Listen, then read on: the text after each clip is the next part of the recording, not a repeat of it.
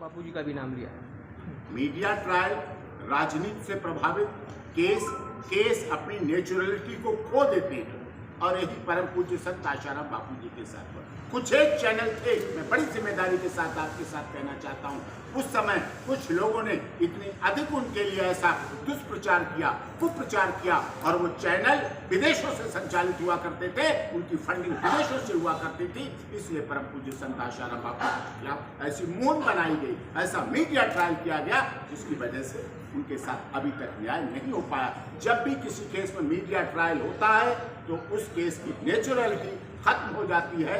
Investigation की जिम्मेदारी भी मीडिया ले लेती है, चार्जशीट फाइल करने की जिम्मेदारी भी मीडिया के पास होती है, ट्रायल की भी जिम्मेदारी और अंत में कन्विक्शन कराने तक की जिम्मेदारी चलती है। सर एक बात बोली, उनको 5 बार हार्ट अटैक आया, इस क्रिटिकल कंडीशन में वो बार बार high court supreme court move कर रहे हैं। सुप्रीम कोर्ट कहता है कि हाई कोर्ट जाए, हाई कोर्ट के बाद फिर से सुप्रीम कोर्ट जाना पड़ता है।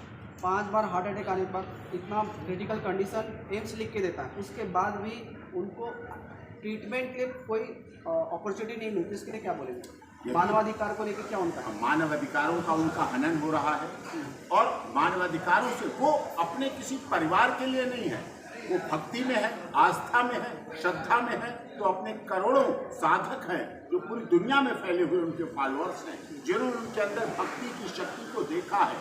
5 हार्ट अटैक के बाद कोई व्यक्ति जीवित शरीर में नहीं रह सकता, लेकिन वो अपनी आस्था, श्रद्धा, भक्ति के तहत ही अभी भी हैं, क्योंकि उनके अंदर की आत्मा कह रही है कि अभी भी इस देश को, सनातन को आगे बढ़ाने के लिए परम पूज्य संत श्री आशाराम बापूजी की भी जरूरत है, उनकी कथाओं की भी जरूरत है और उनकी ऋषि प्रसाद पुस्तका की भी जरूरत है। सरकार से आपकी क्या मांग रहेगी कि उनको क्या मिलना चाहिए, ट्रीटमेंट के लिए क्या होना चाहिए? हम सरकार के लोगों से, और सरकार के लोग हमसे ज्यादा उनके हैं, सरकार के लोग हमसे भी ज्यादा उनके हैं, क्योंकि आज की बात करें, हमारे देश के माननीय प्रधानमंत्री जी, भारत सरकार के माननीय गृहमंत्री जी, और मैं नहीं समझता इस देश के दर्जनों मुख्यमंत्री होंगे, दर्जनों राजनेता होंगे, विभिन्न दलों के लोग होंगे, विभिन्न राजनीतिक दलों के लोग और विभिन्न महामहिम गवर्नर होंगे, राज्यपाल रहे होंगे, राज्य के पालक रहे होंगे, वो परम पूज्य संत श्री आशाराम बापू जी की कथाओं को सुन भी चुके हैं,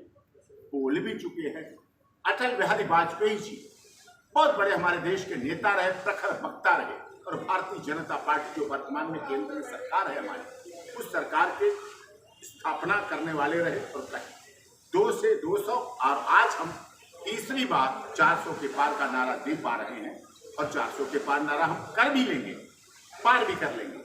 लेकिन वो सब लोग परम पूज्य संत आशाराम बापू जी से प्रभावित रहे हैं कहीं न कहीं। आप ऋषि प्रसाद की पुस्तिका में माननीय अटल बिहारी वाजपेयी जी का स्पीच जो उन्होंने लखनऊ में परम पूज्य संत श्री आशाराम बापू जी की कथा में बोली है, वो शब्द टू शब्द लिखी हुई है।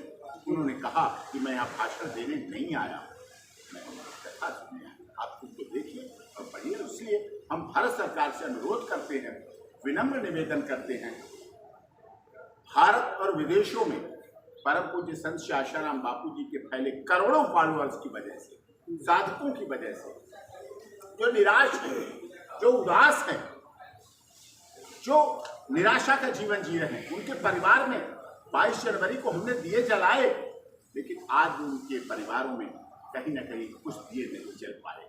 हम चाहते हैं परम पूज्य संत श्री आशाराम बापू जी को सरकार अपनी स्तर पर, इस देश में आतंकवादियों की, बड़ी जिम्मेदारी के साथ कहना चाहता हूं, इस देश में और उस देश की सरकारों में, चाहे उत्तर प्रदेश की सरकार रही हो, चाहे अन्य राज्यों की सरकार रही हो, आतंकवादियों की रिहाई के लिए सरकारों ने मूवमेंट की और रिहाई की।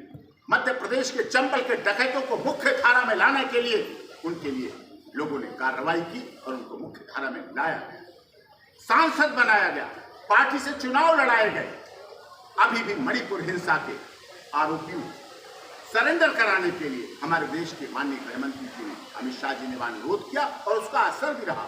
तो ये सब असर, ये सब कार्य भी हम भारत सरकार से, भारत के नागरिक होने के नाते, हिंदुस्तान के होने के नाते हम चाहते हैं कि जब हम तीसरी बार मोदी सरकार को 400 के पार कर रहे हों, उस समय हमारी खुशी में, उस खुशी में, उन पटाखों में, उन मिठाई में, उन दावतों में, उन फंक्शन में हमारे परम पूज्य संत श्री आशाराम बापू जी की बाहर होने चाहिए। ठीक है।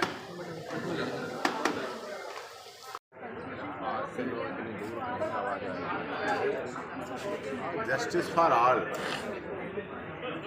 स्वराज मेरा अधिकार के तहत यह कार्यक्रम का आयोजित था, जिसमें जो मेरी मुख्य मांग थी और मैं ये चाहता हूँ, स्वराज मेरा अधिकार क्या है? स्वराज मेरा अधिकार एक संगठन के एक NGO के माध्यम से ये कार्यक्रम हुआ है, जिसको सभी लोगों ने स्वराज मेरा अधिकार के तहत ये सारा कार्यक्रम हुआ है। न्याय, justice for all, speedy trial, with in 1 year trial को न्याय मिले, ये है। लेकिन इसमें एक ये भी है, कहाँ हम विद इन ईयर की बात कर रहे हैं और दूसरी तरफ इसी देश में, इसी संविधान के तहत, इसी कानून के तहत, इसी CRPC के तहत, इसी IPC के तहत, इन्हीं न्यायालयों से, इन्हीं अदालतों से, इसी जोधपुर ट्रायल कोर्ट से, इसी जोधपुर के ऑनरेबल हाई कोर्ट से, इसी भारत के सुप्रीम कोर्ट से एक 86 वर्ष से भी अधिक उम्र के परम पूज्य संत श्री आशाराम बापू जी 11 साल, 11.5 साल से भी अधिक हो गए, वो जेल में हैं। उनके लिए कोई बात कब की जाएगी? अगर इस कॉन्स्टिट्यूशन क्लब से बात नहीं की जाएगी, ये देश का कॉन्स्टिट्यूशन क्लब ऑफ इंडिया है, यहाँ से बात होनी चाहिए। 86 साल की उम्र हो गई है। उम्र के आधार पर बीमारियां भी होती हैं और वो अपने आत्मबल, तपोबल, धार्मिक बल, आस्था का बल, भक्ति का बल, श्रद्धा के बल, आयुर्वेद के बल पे वो 11.5 साल से जेल में है। और जब वो संत इसी देश की माननीय अदालत में, इसी देश के सिस्टम में एप्लीकेशन मूव करते हैं, तो माननीय कोर्ट कहती हैं कि हाँ, आशाराम जी से बड़ा आयुर्वेद का कोई ज्ञानी नहीं है, लेकिन फिर भी उन्हें आयुर्वेद का भी इलाज उपलब्ध नहीं कराया जा पा रहा, आयुर्वेद का इलाज नहीं हो पा रहा, और वो आयुर्वेद के प्रवर्तक रहे। वो गाय, गंगा, गीता और गायत्री के प्रवर्तक रहे। वो भारतीय सभ्यता संस्कृति के प्रवर्तक रहे, पाश्चात्य सभ्यता के विरोधी रहे। भारतीय सभ्यता संस्कृति के सदैव उन्होंने संघर्ष किया। जब ईसाई मिशनरियाँ झारखंड, छत्तीसगढ़, उड़ीसा में आर्थिक अभाव के कारण चलते लोगों का धर्म परिवर्तन करा रही थी, तब वो उस लड़ाई को लड़ रहे थे। आज सनातन की बात पूरी दुनिया कब करती है? क्योंकि सनातन को उन्होंने जीवित रखा। आज तक सनातन को ऋषि प्रसाद के द्वारा जिंदा रखा। आज तक परम पूज्य संत श्री आशाराम बापू जी ने सनातन को अपने गौशाला, गुरुकुल के द्वारा जीवित रखा। तब वो पौधा बढ़ रहा है, तब पौधा फल फूल रहा है।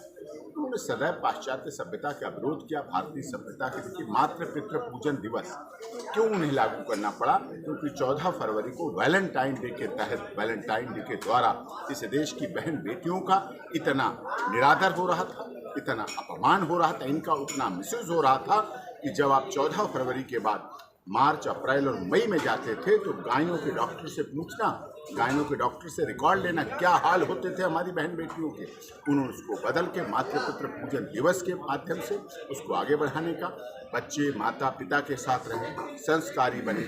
Love day, kiss day, hug day, Valentine day, propose day, hello day, rose day के बजाय उन्होंने माता पिता दिवस भी उसको बढ़ाया और माता पिता दिवस के आयोजन को किया, और ये बहुत अच्छा बात था। इसीलिए सर, जिस तरह से इंडियन जुडिशरी में कई बार जजेस को उनकी अपॉइंटमेंट को लेकर डिस्क्रिमिनेशन होता है, तो उसको आप किस नज़रिए से देखते हैं? भारत सरकार काम कर रही है। भारत सरकार चाहती है, देश के कानून मंत्री माननीय अर्जुन राम मेघवाल जी, वर्तमान के पूर्व कानून मंत्री किरण रिजिजू जी साहब ने बहुत इस पर काम किए हैं, और भारत सरकार निश्चित तौर पर आगे भी काम करेगी। और हमें ये विश्वास करना चाहिए कि भारत सरकार सबके साथ, सबके विकास, सबके विश्वास, सबके साथ न्याय की भावना को इंडियन जुडिशरी पर भी।